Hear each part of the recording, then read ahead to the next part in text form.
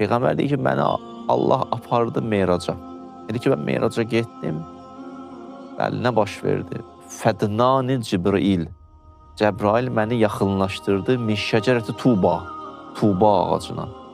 Başqa hədisdə oxudum, deyir ki, ondan gözəl ağac yox idi orada. Ondan gözəl, əzəmətli bir ağac yox idi.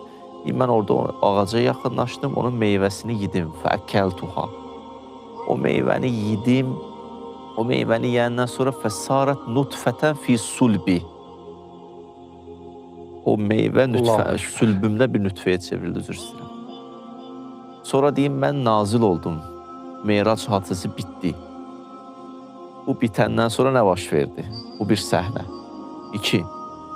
Həzrəti Xədicə salamullahi aleyhaya hələ yaxınlaşmadım deyir. Allahdan mənə bir tapşırıq gəldi ki, 40 gün ayrılmalısan, çəkilməlisən bir güşəyə. Sizə nəyi xatırladır? Musanın hadisəsini. Allah deyir, ərbəinə səbah Musaya ki, Tövrat nazil olmamışdan qabaq 40 gün çəkildi kənara. Çəkildi ki, kənara Tövrat nazil olsun Musaya. O ilahi kitab, Allah kitabı. Bəli, 40 gün Musa qövmdən ayrılıb ki, Allah kitabı nazil olsun kimə? Musaya. İndi isə 11 natiq kitabın anası nazil olması üçün Allah Teala deyir ki, 40 gün çəkilməlisən bir güşəyə.